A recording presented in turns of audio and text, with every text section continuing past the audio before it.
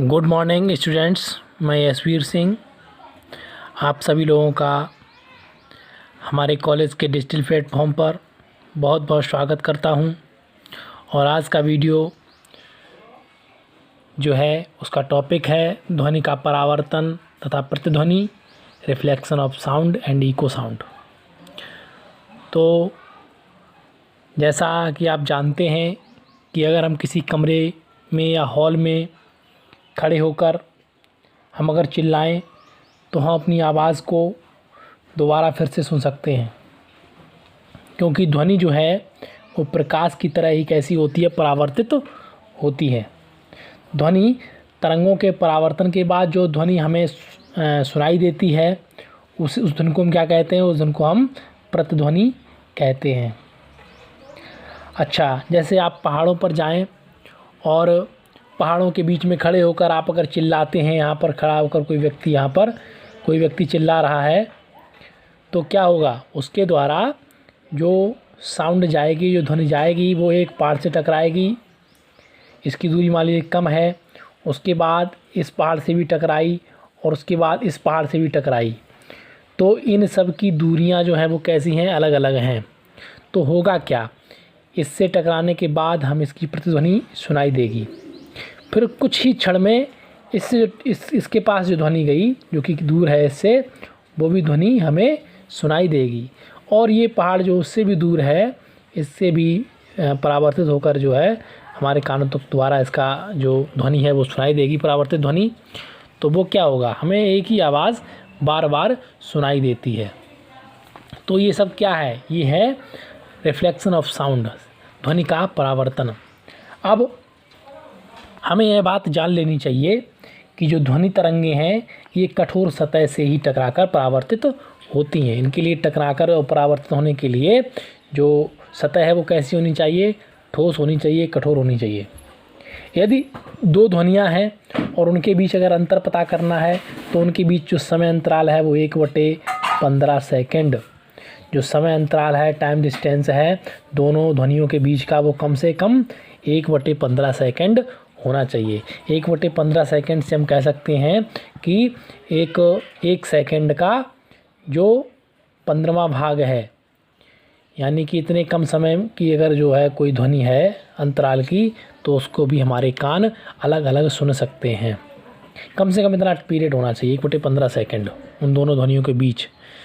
तो इसके बाद अब अगर हम किसी परावर्तित ध्वनि को सुन रहे हैं तो उसके लिए ऐसा ना हो कि हम इतने धीरे से बोलें कि वो परावर्तित होने के बाद उसकी ऊर्जा का ह्रास हो जाए और वो हमारे कान तक ना पहुँचे।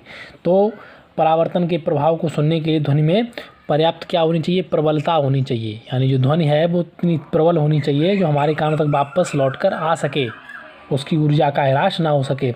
अगर अपर्याप्त प्रबलता के कारण क्या होगा कि परावर्तन के बाद उसकी ऊर्जा का ह्रास हो जाता है, उसकी ऊर्जा कम हो जाती है, नष्ट हो जाती है। अच्छा, इसका उपयोग कहाँ करते हैं? बहुत ही उपयोगी चीज़ है। ध्वनि का परावर्तन जो है, या हम कहें इको साउंड है, इसका उपयोग बहुत अच्छा है। कहाँ पर है? जैसे आपने देखा होगा कि एक चीज़ होती है सोनार। तो सोनार का उपयोग जो है इंडियन आर्मी करती है, या जो नौचालक होते हैं वो इसका प्रयोग करते हैं। सोनार को अगर हम इसका जो नाम है तो वो उसका नाम है SO से हो गया साउंड,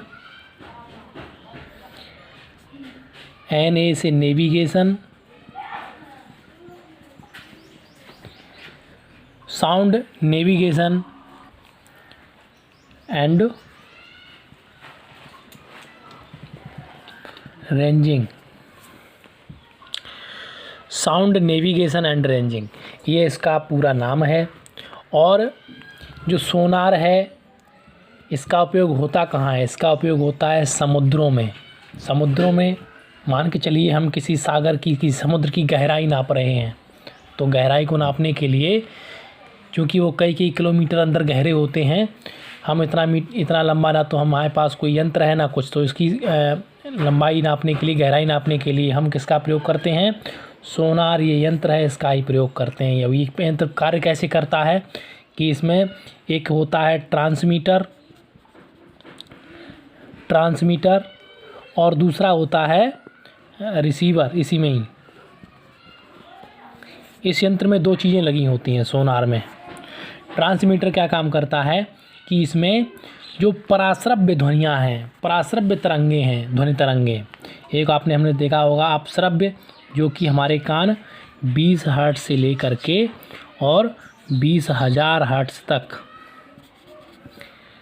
20 हर्ट्ज से लेकर के 20,000 हर्ट्ज तक के लिए हमारे कान कैसे हैं, सुग्राही हैं। इतनी ही बीच की जो फ्रिक्वेंसी होगी, आवृत्ति होगी, उतनी उसकी ध्वनियों को ही सुनने में सक्षम होते हैं।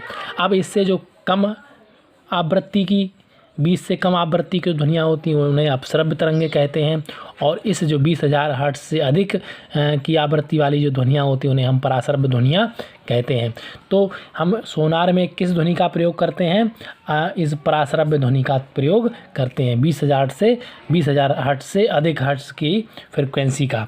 तो इसके द्वारा हम जो है ट्रांसमीटर द्वारा हम क्या करेंगे, बहुत ही पराश्रव्य तरंगों यहाँ से निकाल करके और सीधा साउंड जल में हम छोड़ देंगे। जैसे ही साउंड ये जाएगी और किसी भी ऑब्जेक्ट से, मान लीजिए अगर कोई पहाड़ है तो उससे टकराने के बाद क्या होगा, ये वापस आएगी, और वापस आने के बाद रिसीवर इसे रिसीव करेगा, और वो जो आपने फॉर्मूला जो पढ़ा होगा कि चाल बराबर दूरी बटे समय, तो उससे ध्वनि की चाल से ही हम ये इसके जो टाइम पीरियड है आने का, उससे हम इसकी दूरी का भी पता लगा सकते हैं कि ये वस्तु, ये इसकी गहराई कितनी है, या इसकी जो है कोई वस्तु, अगर मान लीजिए कोई वस्तु समुद्र में पड़ी हुई, कोई जहाज़ खो गया है, या कोई ऐसा ऑब्जेक्ट है, दुश्मन के कोई जहाज़ हैं या पनडुब्बी हैं अंदर ही अंदर पानी में, या किसी ऑब्जेक्ट का हमें पता लगाना है पानी के अंदर, तब भी हम इस सोनार का प्रयोग करके हम उसे जो है पता लगा सकते हैं। तो ये सिस्टम मुझे लगता है आपको समझ में आ गया होगा। तो ये सोनार सिस्टम जो है इस तरह से कार्य करता है, इसमें पराश्रव्य तरंगों का प्रयोग किया जाता है। आगे जो है इसमें जैसे आपने देखा होगा, इसका प्रयोग कौन करता है, इसका प्रयोग चमगादड़ भी करते हैं, जो ध्वनि का परावर्तन है इसका, क्योंकि चमगादड़ जो है रात में भी क्या करते हैं, वो उड़ते हैं और अपना शिकार करते हैं।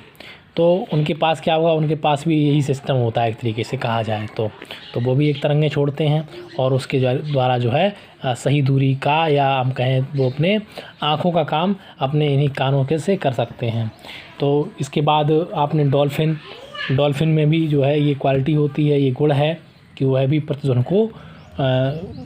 के द्वारा शिकार को करने में सक्षम होता है। शिकार को ढूंढने के लिए भी इसका प्रयोग करते हैं कि शिकार हमारा कितनी दूरी पर है। अच्छा, एक हम यंत्र की और बात कर लेते हैं। जब सोनार की बात की है हमने, एक यंत्र होता है आपका रडार होता है। तो रडार क्या है, रडार का जो पूरा नाम है वो है रेडियो डिटेक्शन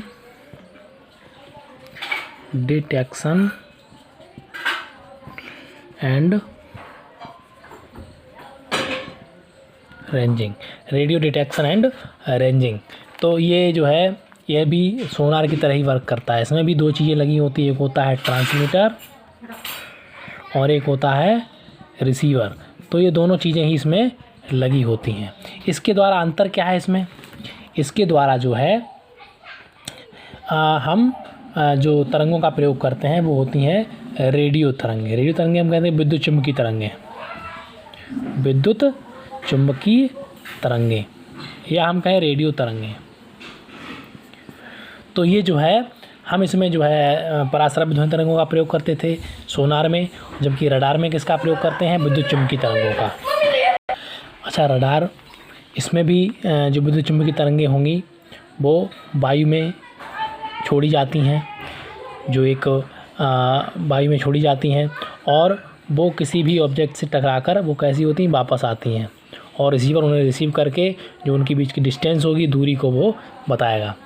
तो ये सिस्टम होता है रडार। इसका प्रयोग जो है हमारी इंडियन आर्मी है, इंडियन आर्मी जो है आप हमारी इंडियन आर्मी, इंडियन नेवी भी इसका प्रयोग करती है, और इसकी इंडियन एयरफोर्स, मतलब हमारी जो रक्षा प्रणाली है, डिफेंस जो है सिस्टम, इंडियन डिफेंस सिस्टम जितना भी है, इंडियन डिफेंस आर्मी जितनी भी है, वो सभी इसका प्रयोग करती हैं। इसका प्रयोग करने के लिए सबसे बढ़िया बात क्या है कि इसमें चूँकि इसकी जो तरंगें होती हैं विद्युत चुम्बकीय तरंगें होती हैं, किसी माध्यम की आवश्यकता नहीं होती है देने के लिए। उसकी निर्वात में भी जाती हैं, अंतरिक्ष में भी जाती हैं और ये किसी भी उसमें जा सकती हैं, वायु में भी जाती हैं।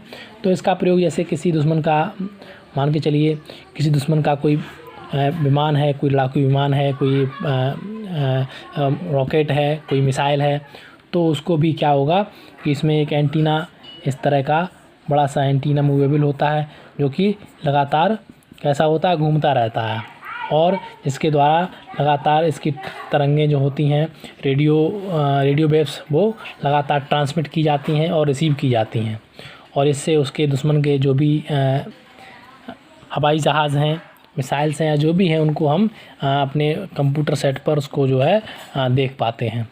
तो ये जो है बहुत ही उपयोगी है और कभी कभी परीक्षा में ये भी पूछ देता है कि रडार क्या है, सोनार क्या है, इनके पूरा नाम क्या है इनका। तो इस तरह की चीज़ें आपको क्लियर हो जानी चाहिए। तो आज के टॉपिक में इतना ही। कल फिर हम मिलेंगे एक नए टॉपिक के साथ। नमस्कार, धन्यवाद।